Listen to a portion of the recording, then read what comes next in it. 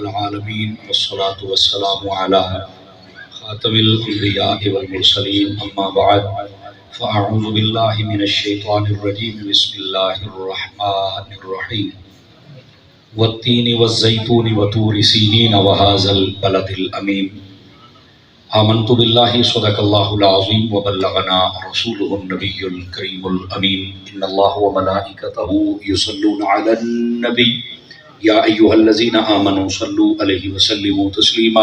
درود پاک پڑھ لیجئے سبھی احباب۔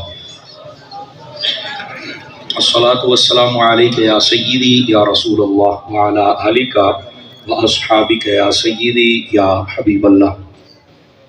انتہائی معزز و محترم و مکرم بزرگوں، نوجوان دوستوں، بالخصوص سادات کرام اور علماء کرام، اللہ رب العزت کی فضل و توفیق سے ہم سب آج کی اس خوبصورت سالانہ ایصال ثواب کی محفل میں حاضری کا شرف حاصل کر رہے ہیں۔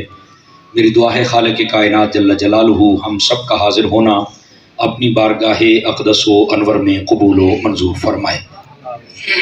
آج کا یہ خوبصورت پروگرام ہمارے بہت ہی پیارے بزرگ صوفی باصفا جنہوں نے اپنی بڑی خوبصورت زندگی گزاری، ان کے بیٹے چودھری محمد آصف صاحب بھی آپ کو بتا رہے تھے، محترم و مکرم و محتشم چودھری محمد عارف صاحب علیہ الرحمہ، ان کی اور ان کی اہلیہ کی خدمت میں ایصال ثواب کے لیے اس محفل کو ان کے بیٹوں نے، اہل خانہ نے ترتیب دیا ہے۔ میں دعا گو ہوں اللہ تبارک و تعالی ان کے والدین کی حتمی بخشش و مغفرت فرمائے اور ان سب بھائیوں کو اتحاد و اتفاق کی دولت نصیب فرمائے اور اس گھرانے کو دیر تک ہر قسم کی آفت سے محفوظ و مامون فرمائے، اور ہم سب جتنے یہاں تشریف فرما ہیں اللہ تعالی ہم سب کی جھولیاں بھی اپنی رحمتوں کے ساتھ مالا مال فرمائے۔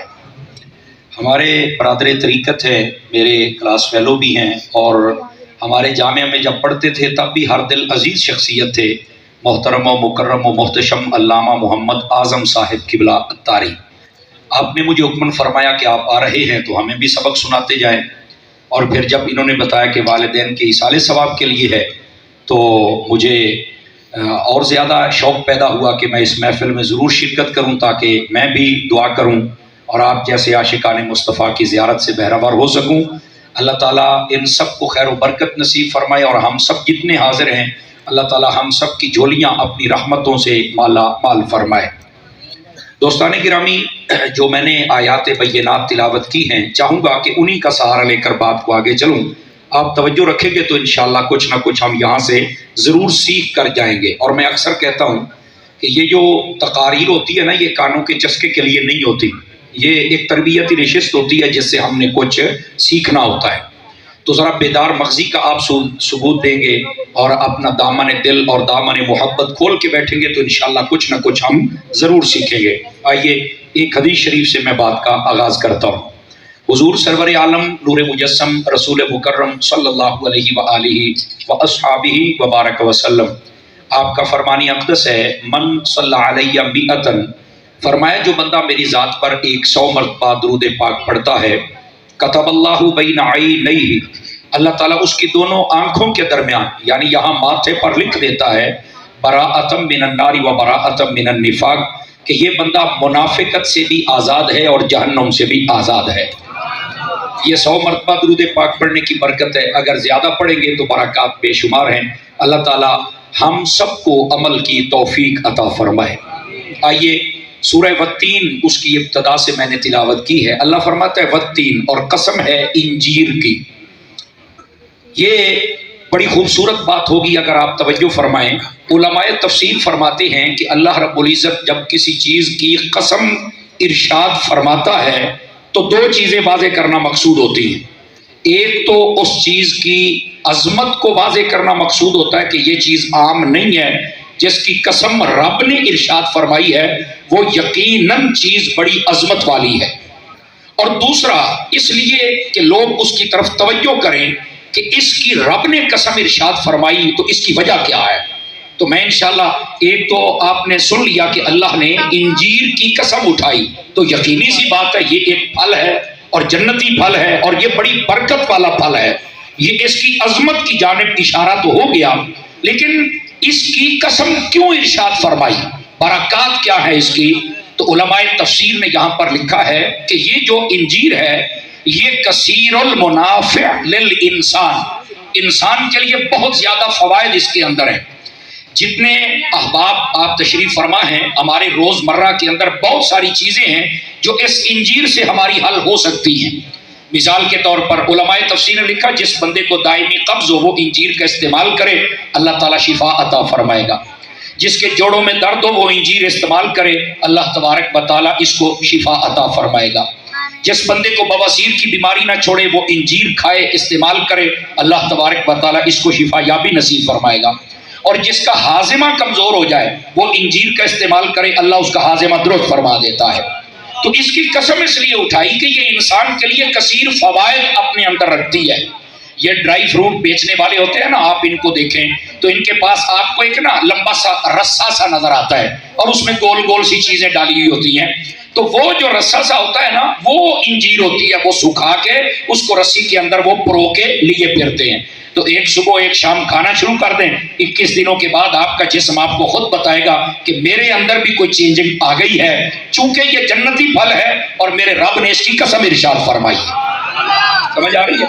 اچھا، اس کی ایک بڑی خاص وجہ اللہ نے اس کی جو قسم اٹھائی، تفسیر روح البیان کے اندر علامہ اسماعیل حقی رحمۃ اللہ علیہ نے لکھا ہے، اس کی ایک وجہ یہ ہے کہ اللہ رب العزت نے جب آدم علیہ السلام سے فرمایا کہ آپ جنت سے دنیا میں تشریف لے جائیں، حکمت کے تحت، چونکہ یہ اللہ کی حکمت تھی، اگر آدم علیہ السلام جنت میں رہتے تو آپ کی اولاد کا سلسلہ بھی وہیں چلتا اور جتنے مسلمان کافر ہیں وہ سارے بھی جنت میں ہوتے، تو اللہ نے فرمایا ایسے نہیں، اب آدم علیہ السلام کا تو جانے کا ارادہ نہیں تھا، جنت کے نظارے دیکھ کے کون جائے؟ تو اللہ تعالیٰ نے نا اپنی حکمت کے ذریعے ایک سبب پیدا فرمایا کہ یہ دانہ نہیں کھانا، انہوں نے کھایا، اللہ نے پھر دنیا میں بھیجا۔ تو اس میں علماء نے لکھا ہے بھیجا اس لیے تھا کہ یہ جو جنت ہے یہ مقام رضا ہے، اور مقام رضا میں صرف اللہ کے مقبول بندے اور ماننے والے اور ایمان والے رہ سکتے ہیں۔ مقام رضا کے اندر یہ کافر و مشرک نہیں رہ سکتے۔ اللہ رب العزت نے آدم علیہ السلام کو اس لیے بھیجا تھا کہ آپ دنیا میں جائیں، آپ اولاد کا سلسلہ وہاں پہ چلے گا، جتنے پلید قسم کے لوگ ہوں گے وہ وہاں رہ جائیں گے، ہم آپ کو بھی جنت عطا کر دیں گے، آپ کی اولاد میں جتنے پاک ہوں گے ہم ان کو بھی جنت عطا فرما دیں گے۔ تو اس لیے آدم علیہ نبینا علیہ السلام کو آپ نے اللہ نے دنیا میں بھیجا تھا، یہ اس کی حکمت تھی۔ لوگ یہاں پر بڑے دلیری سے ایک جملہ کہہ جاتے ہیں، او کوئی نہیں جی، او جے ساڈے کول غلطی ہو گئی تو کی ہویا، غلطی تے باپ آدم دے کول بھی ہو گئی سی۔ نہ بھائی نہ، یہ جملہ کہنے کی اجازت نہیں ہے، چونکہ وہ اللہ کے نبی ہیں اور نبی کبھی غلطی نہیں کرتا، کیونکہ نبی گناہوں سے پاک ہوتا ہے۔ یہ یاد رکھ لیں، کائنات میں دو جماعتیں اور دو گروہ ہیں جو بالکل گناہوں سے پاک ہیں، ایک انبیاء کا گروہ ہے اور ایک فرشتوں کا، انہی کو معصوم کہا جاتا ہے۔ سمجھ آ رہی ہے آپ حضرات کو؟ تو یہ اللہ کی حکمت بالغہ تھی کہ آدم علیہ السلام کو دنیا میں بھیجنا تھا تاکہ کافر مشرک اور ناپاک لوگ نیچے رہ جائیں اور پاکوں کو اللہ پھر جنت عطا فرما دے۔ تو آدم علیہ السلام جب دنیا میں تشریف لائے تو اللہ نے فرمایا کہ جنت کا لباس بھی اتار دیا جائے۔ تو کہا کہ اب میں جسم کا پردہ کیسے کروں؟ فرمایا یہ تدبیر آپ نے خود کرنی ہے۔ تو آپ انجیر کے درخت کے پاس گئے، اس کے پتے تھوڑے چوڑے ہوتے ہیں اور جنت کی ہر چیز کا سائز بڑا ہے، یہ یاد رکھ لیں آپ حضرات، ٹھیک ہے؟ ہم بھی جب جنت میں جائیں گے تو اس طرح نہیں جائیں گے۔ 30 سے 33 سال کے قریب ہماری عمر ہوگی اور داڑھی ابھی نکل رہی ہوگی اور ہمارا قد حضرت آدم علیہ السلام کے قد کے برابر ہوگا اور وہ 60 گز تھا۔ آواز کمزوروں والی ہے آپ کی۔ اس حساب کے ساتھ ہمیں جنت میں داخل کیا جائے گا، ٹھیک ہے؟ تو وہاں کی ہر چیز کا سائز بڑا ہے، یہ ذہن نشین فرما لیجئے۔ تو وہ جو پتے تھے وہ بھی بڑے تھے، تو آدم علیہ السلام نے وہ انجیر کے پتے توڑ کر اپنے ستر کو چھپایا، جس کو کہتے ہیں نا پردے والی جگہ کے اوپر پتے لگا لیے اور اپنا پردہ فرمایا۔ یہاں پر ایک بڑی لطیف بات ہے، اگر سارے بھائی توجہ کریں، انجیر کی قسم اس لیے اٹھائی کہ اس نے آدم علیہ السلام کو پردہ دیا تھا۔ فرمایا جو کسی انسان کو پردہ دینا وہ بڑا صاحب عزت بن جاتا ہے۔ اصل اس کی وجہ یہ تھی، آج میرے معاشرے میں ہم جتنے بیٹھے ہیں کاش کہ ہم بھی ایک دوسرے کا پردہ رکھیں۔ میرے آقا کریم علیہ السلام نے فرمایا من ستر مسلمہ سترہ اللہ یوم القیامہ، فرمایا جو کسی مسلمان کا پردہ رکھے اللہ قیامت والے دن اس کے سارے گناہوں پہ پردہ ڈال کے اس کو جنت عطا فرما دے گا۔ ہمیں بھی پردہ رکھنا ہے، تو یہ بڑی خاص بات ہے ہمارے معاشرے کے لیے۔ تو یہ انجیل کی قسم اس لیے اٹھائی کہ اس نے آدم علیہ السلام کا پردہ رکھا تھا۔ اب بات سمجھ آئی آپ سبھی حضرات کو؟ تو پردہ رکھنے والے مسلمان بننا چاہیے، اس کے ساتھ معاشروں میں تلخی پیدا نہیں ہوتی، لڑائیاں اور جھگڑے پیدا نہیں ہوتے، بلکہ اللہ خود راضی ہو جاتا ہے۔ ٹھیک ہے؟ ہاں، یہاں پر میں ایک بات، یہ بخاری شریف میں روایت ہے اور سارے بھائی غور سے سماعت فرمائیں۔ فرمایا کہ جب کوئی بندہ گناہ کر کے اپنے گناہ خود لوگوں کو بتائے تو پھر اللہ اسے معاف نہیں کرے گا، یہ یاد رکھ لیں۔ کیوں؟ اس لیے اللہ فرمائے گا کہ جب تو نے گناہ کیا تھا، جب میں نے تمہیں پردہ دیا تو تم نے اپنا پردہ خود کیوں کھولا؟ تو جب تو اپنا پردہ خود نہیں رکھ رہا تو میں تیرا پردہ کیسے رکھوں؟ اور جب کسی سے کوئی غلطی ہو جائے، مسٹیک ہو جائے اور وہ دبا جائے، کسی کو بھی نہ بتائے، اندر سے شرمندہ ہو جائے، اللہ تبارک و تعالیٰ فرماتا ہے غلطی تجھ سے ہو گئی تھی پر تو شرمندہ ہو گیا تھا، تم نے اس کی تشہیر نہیں کی تھی، مجھ سے معافی طلب کر لی تھی، لو میں بھی اسی پردے کے ساتھ تمہیں جنت عطا کر دیتا ہوں۔ تو اپنا گناہ کر کے بھی ہم کسی کو نہیں بتا سکتے، اگر کوئی بتائے گا تو خود مارا جائے گا۔ یہ ذہن نشین فرما لے آپ حضرات، گرامی قدر حضرات۔ اس واسطے ہم سے اگر کوئی غلطی ہو جائے تو آگے بتانے کی ہمیں اجازت بھی نہیں ہے، یہ ذہن نشین کر لیں آپ حضرات۔ دوسری بات فرمایا والزیتون، اور قسم ہے زیتون کی۔ پہلے تو انجیر یہ ایک پھل ہے جنتی جس کی قسم ارشاد فرمائی، اور اس کے بعد زیتون۔ یہ زیتون کیا ہے؟ علماء تفسیر فرماتے ہیں بیک وقت یہ جو زیتون ہے نا، یہ پھل بھی ہے، یہ سبزی بھی ہے، یہ دوائی بھی ہے۔ بیک وقت اس کے اندر 3 کوالٹیز ہیں، اور یہ جو زیتون کا استعمال کرتا ہے اسے کبھی ہارٹ اٹیک نہیں ہوتا۔ اس کی وجہ یہ ہے اللہ نے اس کے اندر ایک قوت رکھی ہے کہ یہ خون کو گاڑا نہیں ہونے دیتا، جمنے نہیں دیتا، خون کی سرکولیشن کو برابر بحال رکھتا ہے۔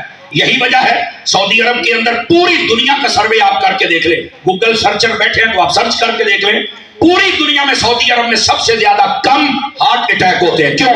وہ زیتون کا استعمال کرتے ہیں۔ سمجھ آ رہی ہے؟ تو ہمیں بھی چاہیے کہ اگر میسر ہوں تو ہم بھی اس زیتون کا استعمال کریں۔ اس کو ہم بطور سبزی پکا کے بھی کھا سکتے ہیں، اس کو بطور پھل پکا کے بھی کھا سکتے ہیں، اور اس کو بطور دوائی ہر کھانے کے ساتھ ایک آپ کھا لیں، بطور کیپسول ایک کھا لیں۔ آپ دیکھنا اللہ آپ کے معدے کو کیسے بہترین فرما دیتا ہے۔ یہ ہمارے پورے جسم کے لیے کثیر منافع رکھنے والا یہ بھی پھل ہے۔ لیکن اس کی قسم کیوں اٹھائی؟ انجیل نے تو پردہ دیا تھا، تو اس کی قسم کیوں اٹھائی؟ ایک تو برکت بتانا تھی، اور دوسری وجہ یہ ہے اس کا تعلق بھی نبیوں کے ساتھ ہے۔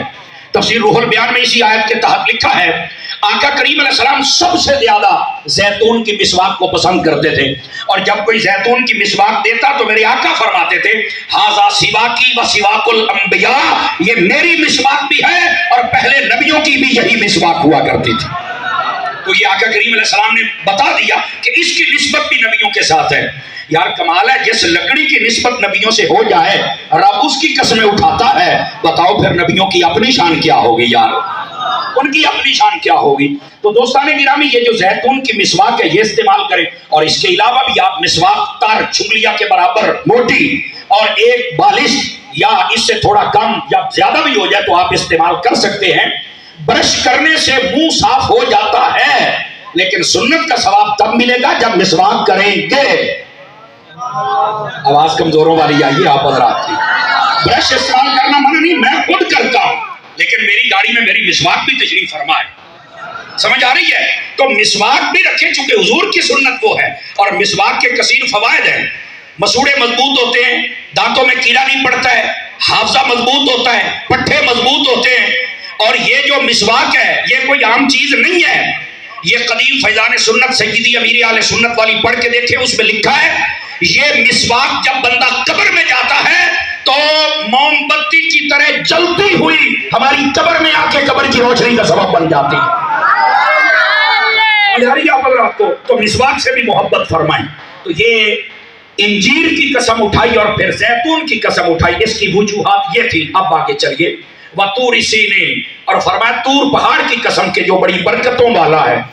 برکتوں والا کیسے؟ پہاڑ تو سارے ہی ہیں، تو برکت کا کیا کاہے کی ہے؟ کس چیز کی برکت ہے؟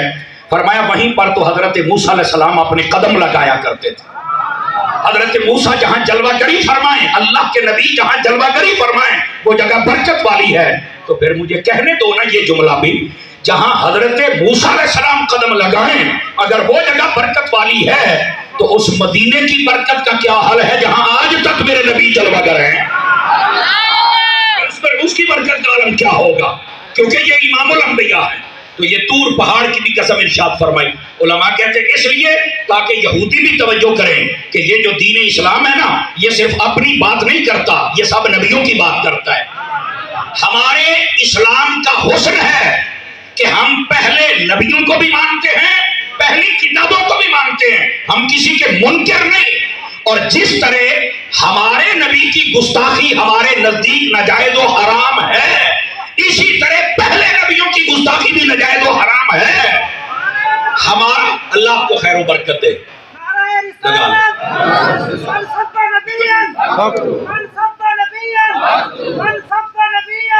یہ بات بڑی توجہ طلب ہے جو میں آپ کو کہہ رہا ہوں. ہمارا دین اگر اس دین کا کوئی دوسرا نام رکھنا چاہے تو وہ دین محبت رکھ پائے گا.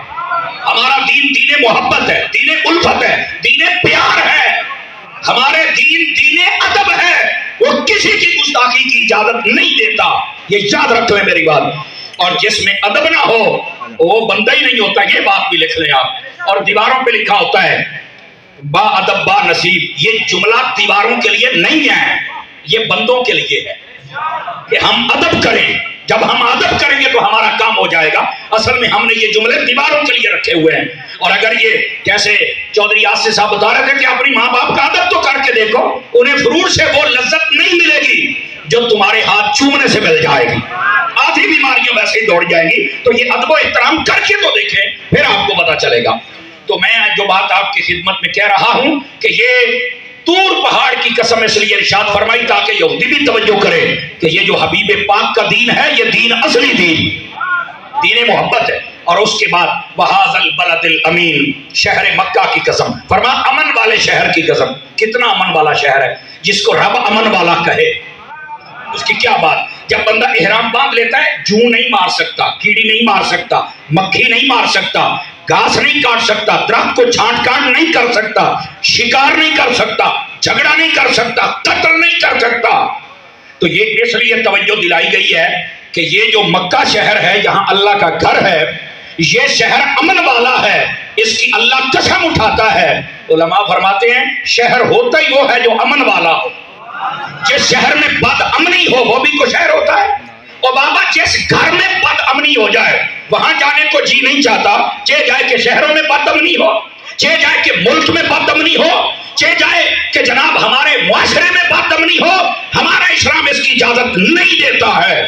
یاد رکھ لیں یہ بات.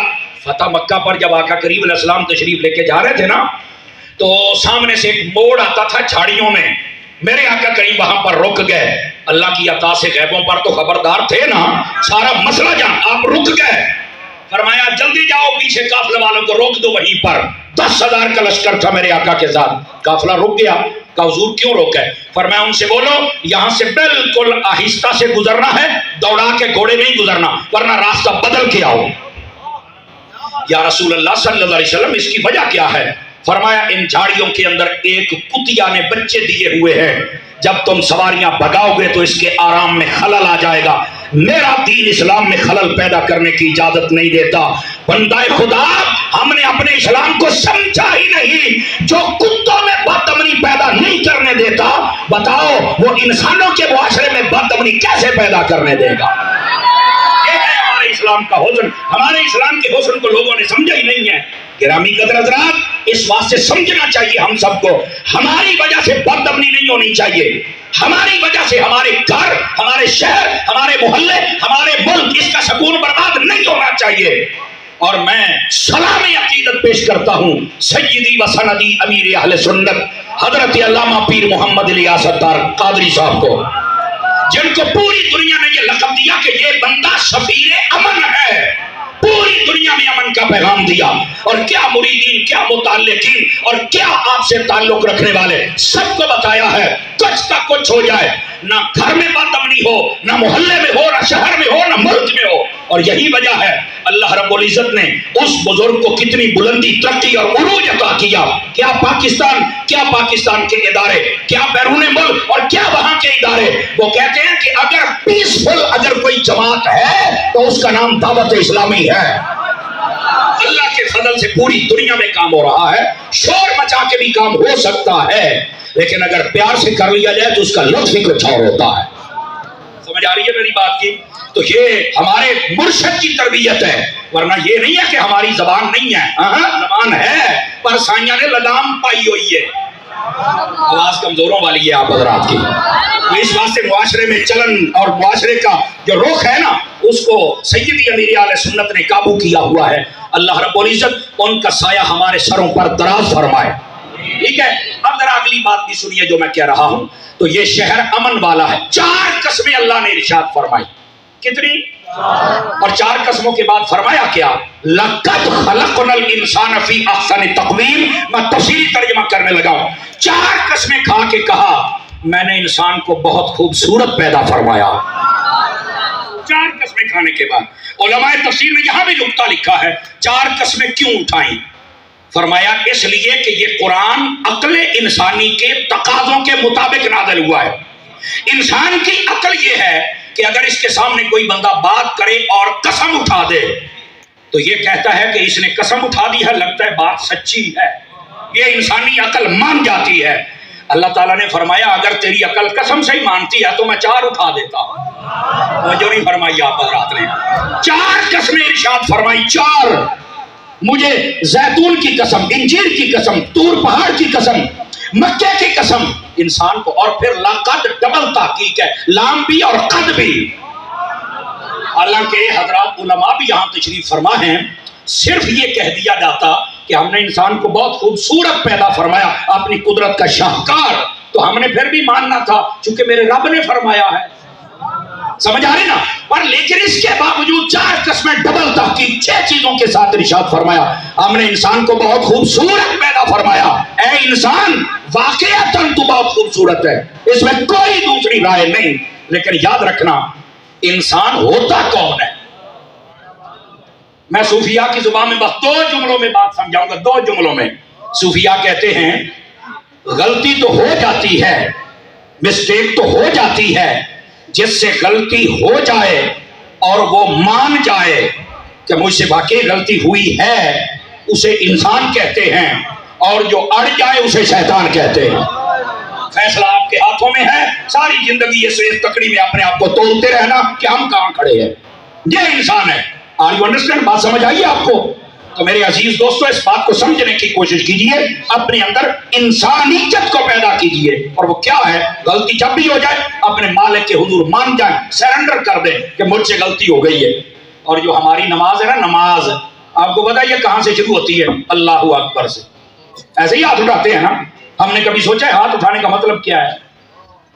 یہ بھی صوفیاء نے پردہ ہٹایا اس بات سے، اور آج آپ سنیں گے تو آپ کو بھی لطف آئے گا. فرماتے ہیں یہ پوری دنیا کا اصول ہے. سمجھ آئیے؟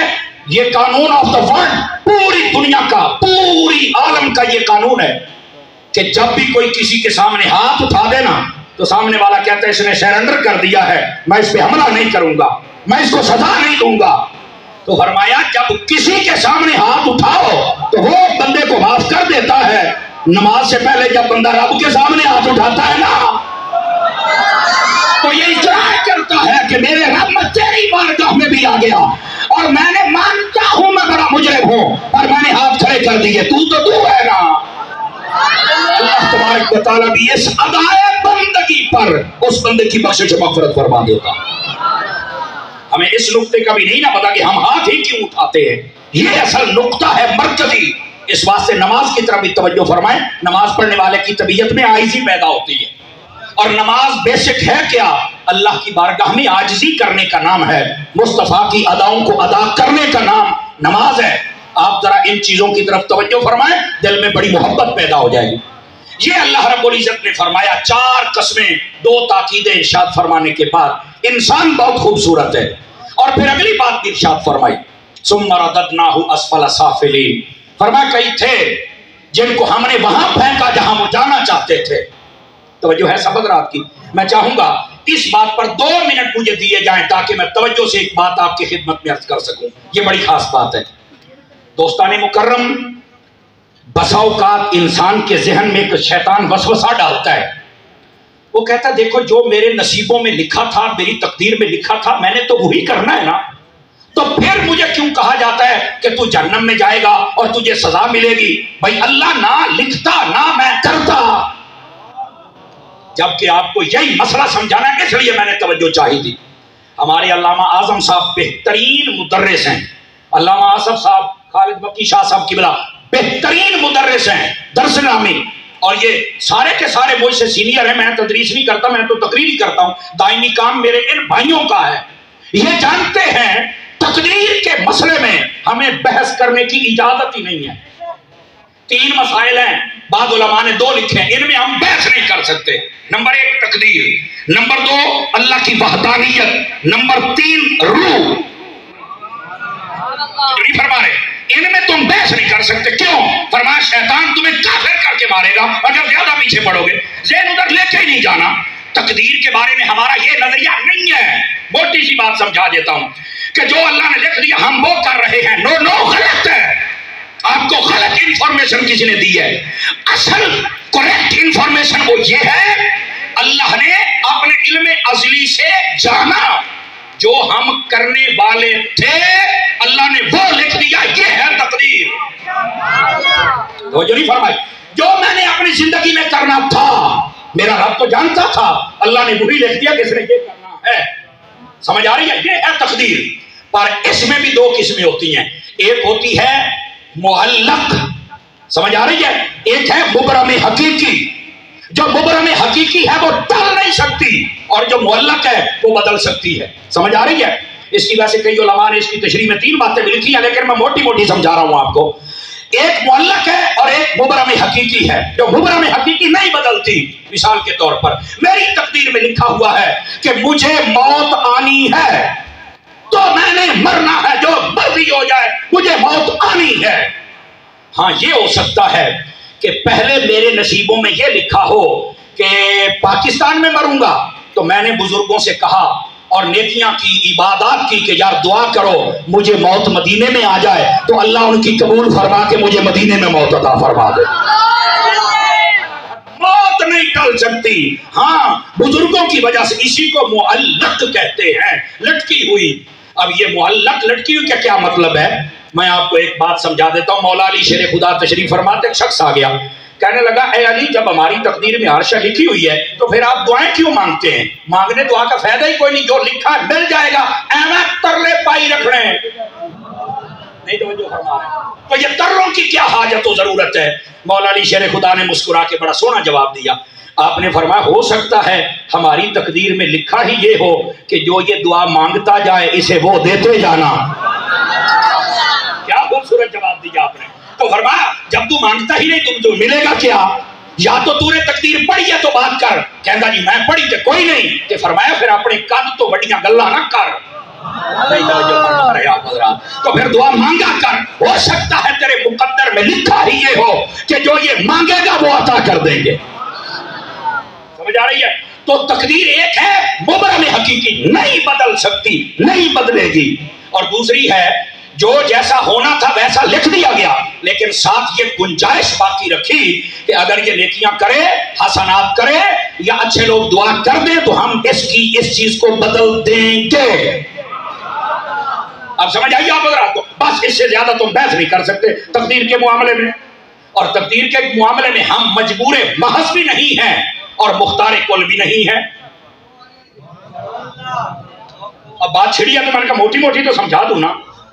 حضرت مولا علی شیر خدا بیٹھے تھے، کہنے لگے ہم شریعت میں کتنے پابند ہیں اور کتنے آزاد ہیں. توجہ ہے؟ 2-4 بندے دائیں بائیں دیکھ رہے ہیں، میں چاہتا ہوں مسئلہ سمجھاؤں آپ کو. شرعی معاملات میں کتنے پابند اور کتنے قید ہیں، ہم کتنے پابند ہیں اور کتنے آزاد ہیں. آپ نے کہا اٹھ کے کھڑا ہو جا. سامنے کھڑا ہو گیا. فرمایا ایک پاؤں پر کھڑے ہونا ہے، دوسری لات چوک لینی ہے. انہوں نے کہا ٹھیک ہو گیا جی. انہیں لات چوک لی. بیٹھے ہو یہ 2 منٹ کے لیے چینی والا سلسلہ بند کریں گے جی. پیچھے لے جاؤ، ادھر واپس لے جائیں بیک. ٹھیک ہے بعد میں بیٹھا سارا کام کٹھے کریں گے.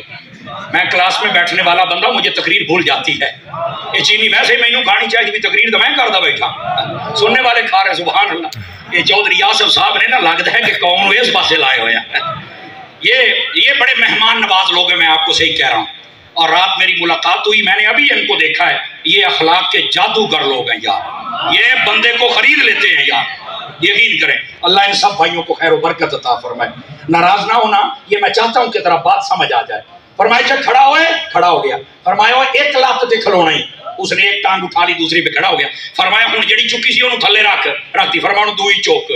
اس نے وہ رکھی اور وہ اٹھا لی. کہتا ٹھیک ہے. فرمایا ہوں دونے اتے چوک زمین تے نہ. انہوں نے آ کے سرکار اینج تو نہیں ہونا. آپ نے فرمایا بس اتنے پابند ہیں اور اتنے مجبور ہیں. آپ نے مسئلہ سارا حل فرما دیا. تو ہم بالکل بے لگام بھی نہیں اور بالکل ہاتھ بندھے ہوئے بھی نہیں. کچھ چیزوں میں ہم بالکل عقائد کے معاملات میں ہم پابند ہیں. چھوٹی سی بات کہہ دیتا ہوں عقائد کے معاملات میں ہم پابند ہیں اور جو ہمارے اعمال ہیں اس اعتبار سے ہم بااختیار ہیں. کرو گے تو اجر ہی اجر ہے. نہیں کرو گے مالک کی مرضی پوچھے مالک کی مرضی چھوڑ دے. کہیں بات دور نہ چلی جائے. دوسرا مسئلہ ہے توحید. اللہ کی ذات کے بارے میں تم زیادہ بحث نہیں کر سکتے. ایمان رکھو. اللہ کی قدرتوں کے نظائر اور دلائل یاد رکھو. سمجھ آئی. لیکن یہ بحث نہیں کرنی کہ مجھے پیدا کیا میرے ماں باپ نے, ان کو ہمارے دادا نے, ان کو ہمارے دادا نے, چلتے چلتے آدم علیہ السلام, آدم کو اللہ نے, تو اللہ کو کس نے پیدا کیا. استغفر اللہ ثم استغفر اللہ. جب بندہ یہاں جائے گا شیطان کافر کر کے مارے گا. اس لیے تو آج کل کے انگریز یہاں اڑ جاتے ہیں. جبکہ ہمارا یہ یقین ہے اللہ وحدہ لا شریک ہے, وہ ازلی ہے, وہ ابدی ہے, وہ مستقل بذات ہے, وہ ہمیشہ سے ہے, ہمیشہ رہے گا. اس کی ذات لا فانی ہے, غیر متناہی ہے, کسی کا وہ محتاج نہیں ہے. وہ ہمیشہ سے تھا, ہمیشہ سے ہے اور ہمیشہ ہمیشہ کے لیے رہے گا. یہ اللہ کی ذات کے بارے میں ہمارا یقین ہے. اور یہ سب کچھ کس نے بتایا؟ میرے مدینے کے تاجدار نے بتایا. اب رب نظر بھی نہیں آتا ہم کیسے مانیں؟ فرمایا پہلی بات یؤمنون بالغیب, غیب پر یقین اور ایمان رکھو. اور دوسری بات نبی کی بات کو مانو. اور تیسری بات میرے رب پر قدرت کے نظائر دیکھو تاکہ تمہارا ذہن مطمئن ہو جائے. میرے رب نے فرمایا مشرق سے میں سورج نکالتا ہوں, مغرب میں غروب کر دیتا ہوں. فرمایا اگر کوئی دوسرا رب ہے تو اسے کہو نکال کے دکھائے کہیں. اگر نہیں نکال سکتا اور آج تک یہ نظام تعطل کا شکار نہیں ہوا تو ماننا پڑے گا کوئی رب ہے. نمبر ایک. نمبر دو, اللہ رب العزت نے خود فرمایا. اللہ رب العزت اپنی قدرت کے بارے میں ارشاد فرماتا ہے. لوگ کہتے ہیں یہ قرآن بشر کا کلام ہے. فرمایا نہیں, یہ اللہ کا کلام ہے. اور اگر کوئی کہتا ہے کہ یہ اللہ کا کلام نہیں تو فرمایا فاتو بسورۃ مثلہ, ایک سورت بنا کے دکھاؤ اس قرآن کے برابر. آج تک یہ چیلنج برقرار ہے 1400 سال سے, کوئی ایک سورت نہیں بنا سکا. فرمایا اگر نہیں بنا سکا تو ماننا پڑے گا کہ یہ کلام رب کا تو ہے نا, کہ جس کا مقابلہ کوئی کر ہی نہیں سکتا ہے. یہ اپنے رب کی قدرت پر دلائل ہے.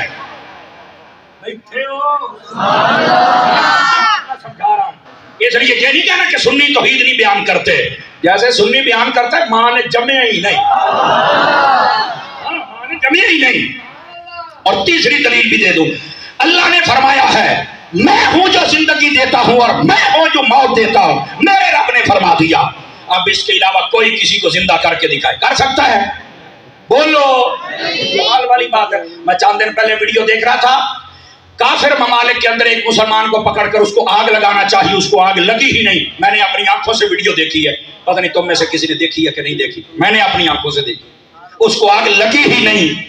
اور ان میں سے ایک بندے کو اللہ نے توفیق دی, کہندا چھڑ دیو, اے سچے نے, اے سائیاں والے نے. سمجھ آ رہی ہے میری بات کی؟ تو یہ جو وہ جھلک ابراہیمی ہے نا, وہ اللہ نے اپنے محبوب کے امتیوں کو بھی عطا فرمائی. ہاں ان کو بھی آگ نہیں جلائے گی. تو میں کہا پھر اینا تے تینوں چانن ہو جانا چاہیے کہ یہ اتنے آگ نہیں ساڑ دی, ہماری قبر میں تو پھر مصطفیٰ نے آنا, وہاں کیسے جلائے؟ تو اپنے مالکوں کا پکا ہو جائے. حیاتی بھی میں دیتا ہوں, موت بھی میں دیتا ہوں. کوئی اور دے کے دکھائے, نہیں دے سکتا. بڑے بڑے لوگ میں تینوں کھا جاواں گا. وہ میں کہا بس کر, کھا جاواں گا. تینوں پہلو ڈاکٹر نے روکیا بھی شوگر ہے, کھانی چاہیے نہ کھائے, تو مینوں کھائیں گا. توجہ نہیں فرمائی ہے. یہ تھوڑا سا مسکرانے والی بات کی ابھی تاکہ آپ کا لطف برقرار رہے نا. تو یہ ڈرامے نہیں ہونے چاہیے. انسان کی طبیعت میں انسانیت ہونی چاہیے. بیٹھے ہو تھوڑا سا برقرار بھی رہے نا ذوق آپ کا. تو میرے عزیز اس مسئلے میں بحث بھی نہیں کرنی, بس یقین رکھنا ہے. اور 3 دلیلیں میں نے دی ہیں, کبھی موقع ملا تو توحید پر 11 دلیلیں ہیں, اور وہ جو میرے ذہن میں ہیں, اور انشاءاللہ آپ کو لطف آئے گا. ٹھیک ہے, اب ذرا آگے چلیے. جو میں بات آپ کی خدمت, اور روح کے بارے میں آپ بحث نہیں کرتے. روح کیا ہے؟ نبی پاک نے خود یہی بتا, اللہ نے قرآن میں فرمایا یسألونک عن الروح قل الروح من امر ربی. فرمایا جو بھی گل کریں وہ آخنا بس میرے رب دا حکم ہے, تینوں زیادہ ٹینشن دی لوڑ نہیں, تیرے وچ ہے نا فائدہ چوک, بس تو اپنا کام کر, تینوں کہڑی لوڑ ہے کدھروں آئی تے کون ہے تے کتوں گئی. آپ نے توجہ نہیں, آپ نے زیادہ بحث نہیں کرنی. ہمیں بحث کرنے کی اجازت ہی نہیں ان 3 مسائل میں, تقدیر میں, توحید میں, روح میں. یہ بات میں سمجھا چکا. ایسے تو ہم کلاس میں سمجھاتے ہیں جیسے میں نے آپ کی خدمت میں عرض کیا. ٹھیک ہے, اب ذرا اگلی بات بھی سماعت فرمائیے. بات بہت دور چلی گئی, واپس پلٹی ہے. فرمایا کئی انسان تھے, انسان کو ہم نے بہت سونا پیدا کیا, کئی تھے جنہوں نے کرتوت ایسے کرنا پسند کیے, ہم نے ان کو گڑے میں پھینک دیا. اور اگلی بات کمال کی کر دی. اب میں آیا ہوں اپنے موضوع پر. پچھلی تو تمہید تھی, تقریر تو اب شروع ہوئی ہے. کئی بندے ڈر گئے, یہ تو مولوی 2 گھنٹے جان ہی نہیں چھڑو سکی ہے. آپ ناراض نہ ہوں, میں اپنے گھر بیٹھا ہوں. سمجھ آ رہی ہے گرامی قدر حضرات؟ یہ بات بڑی سمجھنے والی ہے جو آپ کی خدمت میں عرض کرنے لگا ہوں. الا الذین آمنوا وعملوا الصالحات فلہم اجر غیر ممنون. فرمایا یہ جو انسانوں میں سے جنہوں نے ایمان قبول کیا اور نیک اعمال کیے, اللہ فرماتا ہے ہم ایسا اجر دیتے ہیں جو کبھی ختم ہوتا. انسان کا اجر نہیں ختم ہوتا.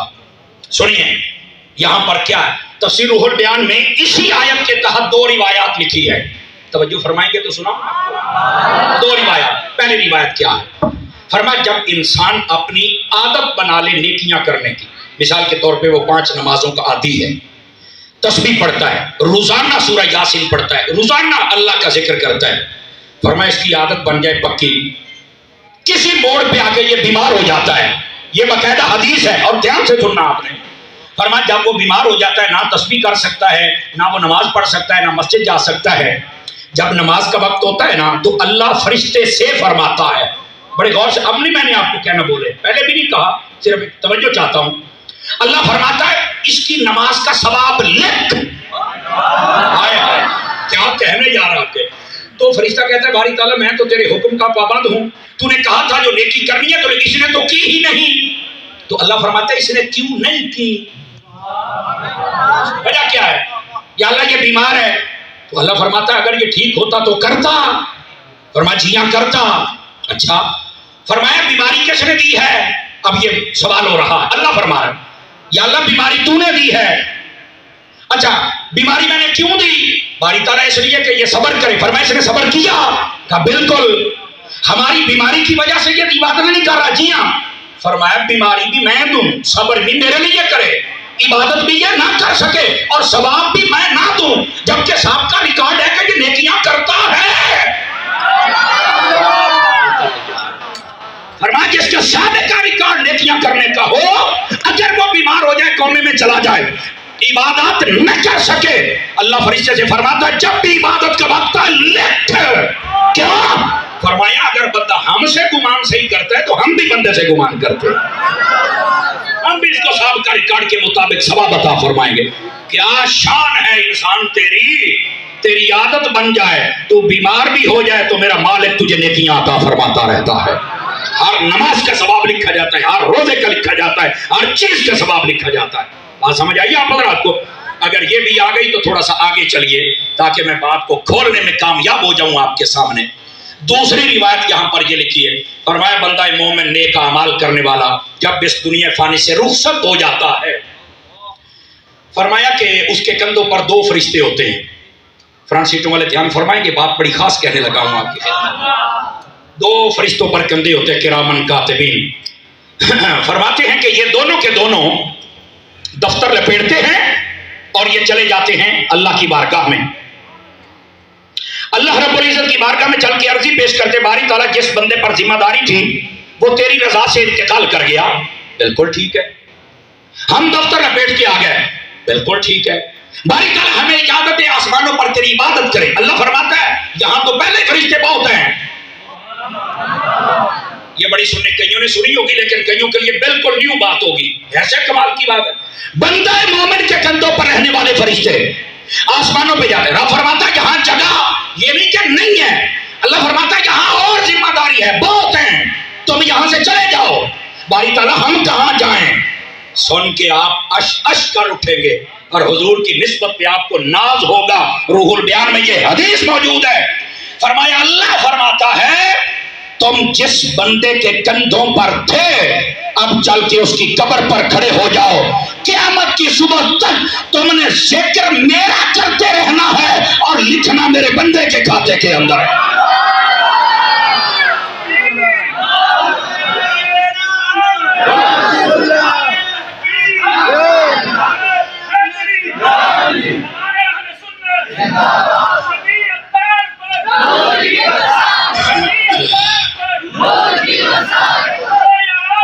نور کی برسات ہو. واہ واہ واہ، سن کے لطف آیا کہ نہیں آیا آپ اللہ؟ فرمایا بندہ مومن کے کندھوں پہ جو فرشتے ہوتے ہیں یہ قبر پہ بھیجے جاتے ہیں. قیامت کی صبح تک ذکر میرا کرو اور لکھنا اس کے کھاتے میں ہے. کیا بات ہے یار، یہ بندہ مومن کے لیے یہ ہے. تو جن کی اصالے ثواب کے لیے ہم ہیں انہوں نے تو نہ جانے کتنے دین کے کام کیے ہوئے ہیں. اگر صرف ایک مسجد کو ہی لے لیا جائے، آپ کو پتا ہے مسجد بنانے کا ثواب کتنا ہے؟ بخاری شریف میں آقا کریم نے فرمایا من بنا للہ مسجدا بنا اللہ لہ بیتا فی الجنہ. فرمایا جو اللہ کے لیے ایک گھر بنا دے، مسجد بنا دے، اللہ اس کا گھر جنت میں بنا دیتا ہے. اور اگر میرا حافظہ خطا نہیں کھاتا تو یہ ابو داؤد شریف میں روایت ہے.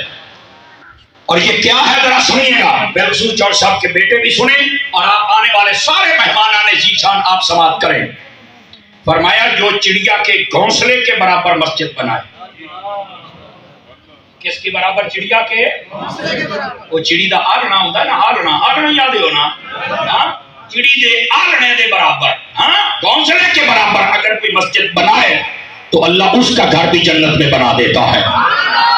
شارحین حدیث نے بڑا سوال اٹھایا کہ چڑیا کے گھونسلے کے برابر کون سی مسجد ہوتی ہے؟ بھئی وہ تو چھوٹا سا گھونسلہ ہوتا ہے، اس میں تو ہمارا چھوٹا بچہ بیٹھ ہی نہیں سکتا، بلکہ ایک پورا قدم انسان کا ہے تو وہ گھونسلہ وہیں ختم ہو جائے. تو یہ گھونسلے کی مسجد کا کیا مطلب ہے؟ فرمایا کہ یہ اس کی کمی کی جانب اشارہ ہے کہ اگر کوئی پوری مسجد نہ بنا سکے، ایک اینٹ بھی پوری نہ دے سکے، اگر آدھی اینٹ کا بھی آدھا حصہ مسجد کی تعمیر میں دے دے، اللہ اس کا گھر بھی جنت میں بنا دیتا.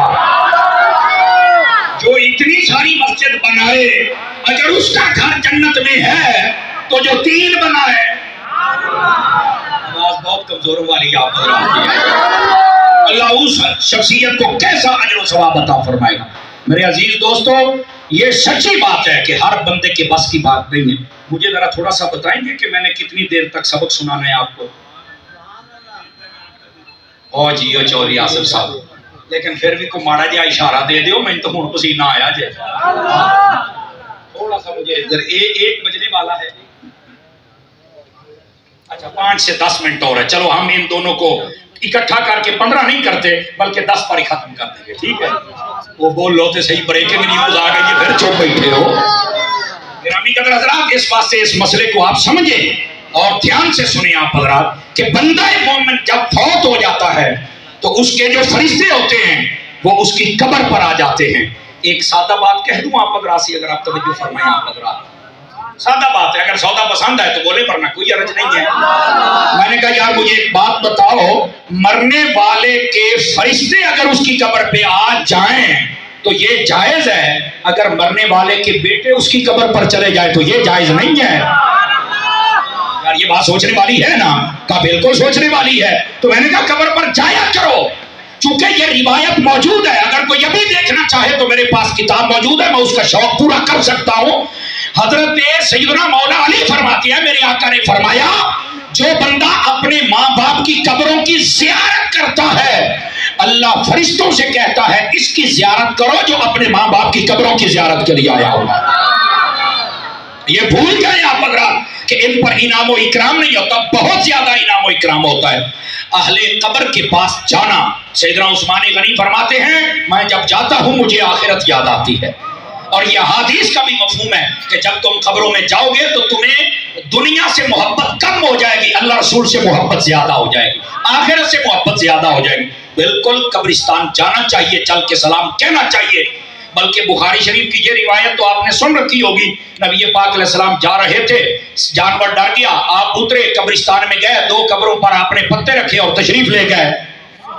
یہ بخاری شریف کتاب الوضو میں حدیث موجود ہے۔ تو پوچھا کہ اس کا کیا مطلب ہے حضور، سمجھ نہیں آئی۔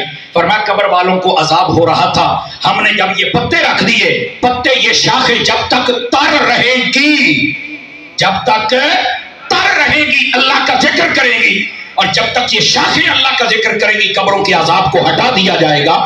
اگر درخت قبر پر اللہ کا ذکر کر دے تو قبروں کا عذاب اٹھ جاتا ہے، اگر قبر والے کا بیٹا یا بھائی چل کے قرآن پڑھے گا تو پھر عذاب کیوں نہیں ہٹے گا؟ اور ویسے بھی ایک حدیث شریف ہے، اقرؤوا یاسین علی موتاکم، فرمایا جب تمہارے ہاں کوئی فوت ہو جائے تو اس کے لیے سورہ یاسین پڑھا کرو، یہ میرے آقا نے خود فرمایا ہے۔ اور یہاں کو یہ نہ سمجھے کہ صرف یاسین ہی پڑھنی ہے باقی کچھ نہیں پڑھنا، یاسین کا اس لیے کہا گیا کہ یہ قرآن کا دل ہے، 5 اس کے رکوع ہیں، اور یہ یاسین وہ سورت ہے جو 1 مرتبہ پڑھے اللہ 10 مرتبہ قرآن پڑھنے کا ثواب عطا فرما دیتا ہے۔ یہ اس لیے کہا گیا کہ یاسین پڑھو تاکہ تھوڑے وقت میں مرنے والے کے لیے زیادہ فائدہ ہو سکے۔ تو یہ امت مسلمہ کے لیے اعزاز و اکرام ہے۔ اور رہ گئی بات دعا کرنے کی، تو جیسے آصف صاحب کہہ رہے تھے کہ اگر توفیق مل جائے تو کمال ہے۔ میں آپ کو سناتا ہوں، نبی پاک علیہ السلام نے ارشاد فرمایا ان مما یلحق المؤمن فی القبر بعد موتہ من عملہ وحسناتہ، فرمایا جب کوئی بندہ مومن مر کے قبر میں جاتا ہے اس کے اعمال میں سے کچھ ایسے عمل ہوتے ہیں جن کا ثواب اللہ اسے قبر میں بھی عطا فرماتا ہے۔ تو پوچھا وہ کون کون سے؟ سب سے پہلے فرمایا علما علمہ ونشرہ، سب سے پہلے اس مرنے والے نے جو علم دین حاصل کیا اسے سیکھا اور آگے سکھایا۔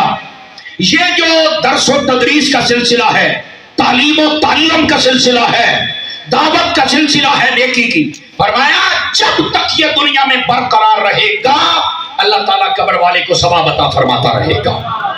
اس واسطے علم دین حاصل بھی کریں، آگے بھی سکھائیں، اور اس کے لیے دعوت اسلامی میدان عمل میں ہے۔ آپ ضرور قافلوں میں سفر کریں، اور اگر کر نہیں سکتے تو آپ ان کے ساتھ تعاون فرمائیں۔ مجھے بتا رہے تھے کہ یہاں پر بڑے بڑے اللہ کے نیک بندے ہیں جنہوں نے بڑا بڑا دعوت اسلامی سے تعاون کیا، کئی ادارے۔ اب جس گھرانے کے پاس ہم آئے ہیں، جب انہوں نے 4 سے 5 ادارے بنائے ہوئے ہیں مساجد سمیت، تو ظاہر سی بات ہے ان کو دیکھ کر کسی اور میں بھی تو شوق پیدا ہوا ہوگا نا۔ آصف بھائی کے ایک دوست ہیں، میرا خیال عبد الغفار صاحب ان کا نام غالباً بتا رہے تھے کہ انہوں نے ماشاءاللہ تقریباً 40 ایکڑ کے قریب زمین بھی دی اور ادارہ بھی دیا، ماشاءاللہ۔ اللہ آپ کو خیر و برکت دے۔ آپ کو کیا پتا کہ ان چیزوں کا کتنا اجر ہے؟ میں آپ کو آگے چل کے تھوڑا کھول دیتا ہوں بات کو۔ فرمایا پہلی چیز علما علمہ ونشرہ، اس کا ثواب قبر میں جاتا ہے۔ دوسری بات فرمایا او بنا بیتن لابن السبیل، فرمایا کوئی بندہ ابن سبیل مسافر کو کہتے ہیں، مسافروں کے لیے مسافر خانہ بنا دے، فرمایا اس کا ثواب بھی قبر والے کو ملتا رہتا ہے۔ سمجھ آئی؟ او مسجدن بناہ للہ، فرمایا مسجد بنا دی اللہ کی رضا کے لیے، اس کا ثواب بھی قبر میں جاتا ہے۔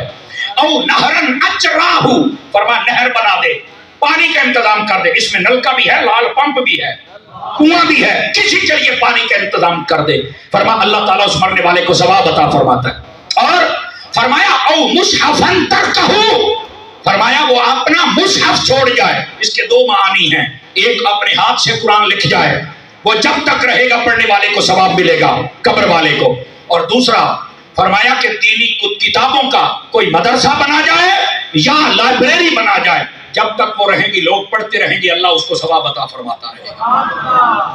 اور اس کے بعد آقا کریم علیہ السلام نے فرمایا او ولدن صالحا ترکہ، فرمایا مرنے والا اپنی نیک اولاد چھوڑ جائے، تو فرمایا اس نیک اولاد کا ثواب جب بھی نیک اعمال کریں گے تو اللہ تبارک و تعالیٰ اس قبر والے کو قبر میں عطا فرمائے گا۔ آپ نے توجہ نہیں فرمائی میرے جملے پر، بلکہ یہاں تک موجود ہے فرمایا کئی مسلمان ایسے ہیں تدخل امتی فی القبور بذنوبہا وتخرج امتی فی القبور بثوابہا، میری امت کے بہت سارے لوگ جب قبروں میں جاتے ہیں تو ان کے ساتھ گناہوں کے پہاڑ ہوتے ہیں، جب وہ قیامت والے دن نکلیں گے تو نیکیوں کے انبار ان کے ساتھ ہوں گے، وہ پوچھیں گے فَيَقُولُ أَنَّا لِي هَذَا، اے میرے باری تعالیٰ یہ انعام و اکرام کہاں سے آیا؟ اللہ فرمائے گا بِإِسْتِغْفَارِ وَلَدِكَ لَكَ، اے مرنے والے تیری نیک اولاد کی دعاؤں کا صدقہ ہے ہم نے تیرے گناہوں کو بھی نیکیوں میں تبدیل فرما دیا ہے۔ اپنے ماں باپ کے لیے دعاؤں کا اہتمام ضرور کیا کریں۔ اور جب فیضان مدینہ فیصل آباد میں ہم پڑھتے تھے تو ہمارے ایک استاد گرامی تھے، انتقال فرما گئے، علامہ محمد صدیق صاحب رحمۃ اللہ علیہ۔ آپ نے ایک دن بڑی خوبصورت بات کہی، فرماتے ہیں بیٹا مرتا وہ نہیں ہے جس کو نہلا دیں، کفنا دیں اور دفنا دیں۔ تو ہم نے کہا کہ استاد جی یہ مویا ہے تے کام ہویا ہے نا؟ او کہتے نہیں ہوئے پترا تانوں سمجھ نہیں آئی، اصل دے وچ او مرد ہے جنوں مرن تو بعد دعاواں چ یاد کوئی نہیں کرتا، اصل چ وہ مرد ہے جنوں لبلی کوئی شے نہیں، اور جس کے لیے کوئی دعائیں کرنے والا ہو، فرمایا اللہ تبارک و تعالیٰ اپنی ایسی رحمت عطا کرتا ہے کہ خلاق عالم اس کے لباس کو جنتی لباس میں تبدیل فرما دیتا ہے، اس کی قبر میں جنت کے دروازے اور ہوائیں اور غذائیں عطا فرما دیتا ہے اور پیا موجاں پیا مارتا ہے۔ سمجھ آ رہی ہے؟ تو اپنے احباب کے لیے ضرور دعائیں فرمایا کریں۔ رہ گئی ماں باپ کی بات تو میں اس پر صرف دو ہی باتیں سنا کے میں آپ سے اجازت چاہوں گا۔ میرے عزیز دوستو، ہم سب کو چاہیے اپنے ماں باپ کی عزت، قدر، خدمت کریں۔ ہمارے یہاں عمومی طور پہ کم لوگ ہیں جو زندگی کے اندر خدمت، عزت اور قدر کرتے ہیں، اور بہت سارے کرنے والے بھی ہیں لیکن بہت کم ہیں۔ ہمارے یہاں ایسا ہوتا ہے جب کوئی فوت ہو جائے نا جی، جب کوئی فوت ہو جائے تو اس وقت آتے ہیں، اے جی ماں دی شان سناؤ تے ابے دی سناؤ، روپیہ 500 مولوی دے اتو سٹیا تے ایسا سمجھا بھی یہ امی ابا راضی ہو گیا۔ نہ نہ نہ، زندگی میں ہیں ان کو راضی کر لو۔ یقین فرمائیں، ماں کے بارے میں فرمایا الجنت تحت اقدام الامہات، تمہاری جنت تمہاری ماں کے قدموں کے نیچے ہے۔ اور باپ کے بارے میں فرمایا الوالد اوسط ابواب الجنہ، تمہارا باپ جنت کا وہ مین گیٹ ہے، جب تک کھلے گا نہیں تم جنت میں جا سکتے۔ اپنی ماں کے ساتھ بھی حسن سلوک اچھا رکھیں، اپنے باپ کے ساتھ بھی اچھا رکھیں۔ یہ آج جتنا کچھ آپ دیکھ رہے ہیں اس میں اکثر حصہ دعوت اسلامی کے ماحول کا ہے۔ اگر آپ بھی چاہتے ہیں کہ ہمارے بھی بچے ہمیں ایسے ہی اپنی دعاؤں میں یاد رکھیں اور ہمارے لیے بھی ایسی نیک محافل ہوں، چونکہ جانا تو سب نے ہے، سدا تو رہنا نہیں ہے، آپ اپنے بچوں کو دعوت اسلامی کے ساتھ وابستہ کر دیں۔ یہ قریبی ہارونہ روڈ پر جہاں جامعۃ المدینہ ہے وہاں عالم کورس ہوتا ہے، حفظ کے مدارس پورے شہر میں جال بچھا ہوا ہے، آپ وہاں داخل کروائیں۔ اب تو اسکولنگ سسٹم کے لیے فیضان اسکول، فیضان اسلامک اسکول سسٹم، وہ بھی فیضان مدینہ کے عقب پر کھول دیا گیا ہے، آپ اپنے بچوں کو وہاں بھی داخل کرائیں۔ اسکولوں کی حالت یہ ہے بچوں کو باقاعدہ ناچنا سکھایا جاتا ہے، آپ ان اسکولوں میں داخل کرائیں، بچوں کو باقاعدہ کلمہ، نماز اور قرآن سکھایا جائے گا، نعت سکھائی جائے گی، تمہارے ہاتھ چومنا سکھایا جائے گا۔ کیا میں امید کروں کہ آپ دعوت اسلامی کے ساتھ بھی محبت فرمائیں گے، مدنی چینل دیکھیں گے ماشاءاللہ۔ آپ دعوت اسلامی آپ کی اپنی تنظیم ہے یار، یہ آپ جیسے پیارے دوستوں کے تعاون سے چل رہی ہے۔ ہمیں نہ پاؤنڈ ملتا ہے نہ ریال ملتا ہے، ہمیں تو جو ملتا ہے صدقہ آمینہ کے لال کا ملتا ہے۔ آپ جیسے پیارے بھائیوں کا تعاون رہے گا۔ مدینہ مدینہ دوران گفتگو میری زبان سے کوئی غلط کلمہ نکلا ہو، میں اپنے رب سے معافی مانگتا ہوں، میرا اللہ مجھے معافی عطا فرما دے۔